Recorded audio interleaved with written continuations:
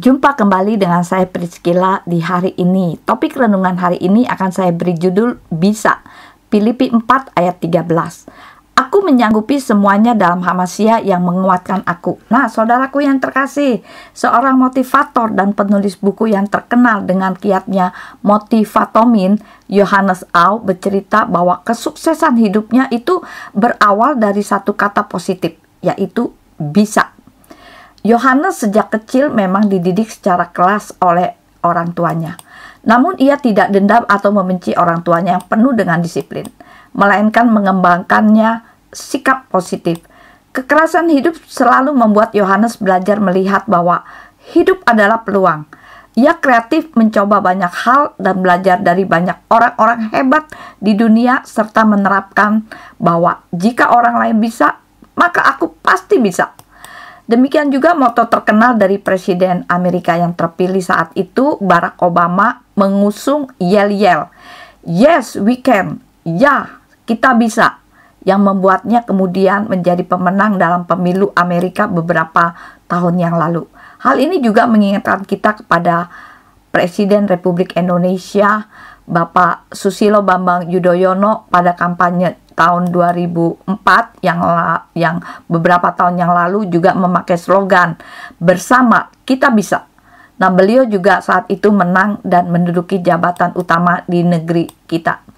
Tapi saudaraku yang terkasih, sayang sekali di sekeliling kita saat ini justru yang lebih banyak berkembang adalah orang-orang pesimis. Sehingga ketika kita bicara tentang hal-hal positif, mereka malah mengatakan, mana bisa, yang benar aja.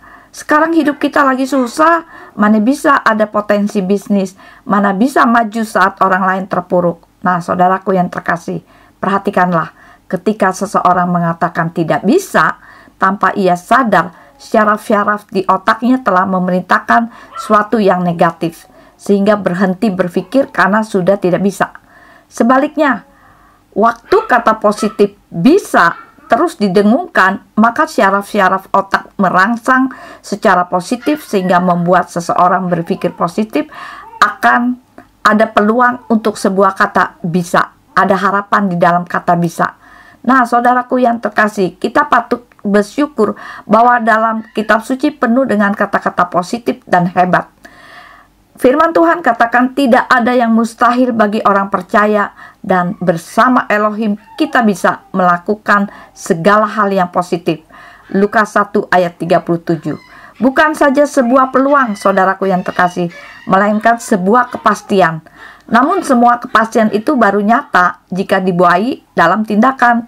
Oleh sebab itu, awali hidup kita di tahun ini untuk menyambut setiap hal yang positif dengan kata bisa, lalu merealisasikannya dalam tindakan yang nyata. Perkataan positif hanya bisa terjadi bila ada tindakan. Nah, sekian renungan hari ini, biar kiranya menjadi berkat di mana saudara-saudara mendengarkan renungan hari ini. Dan apabila saudara terberkati dengan renungan hari ini, kirim-kirim kepada yang lain sehingga orang lain pun akan menerima berkat seperti kita menerima berkat hari ini. Tuhan Yesus memberkati.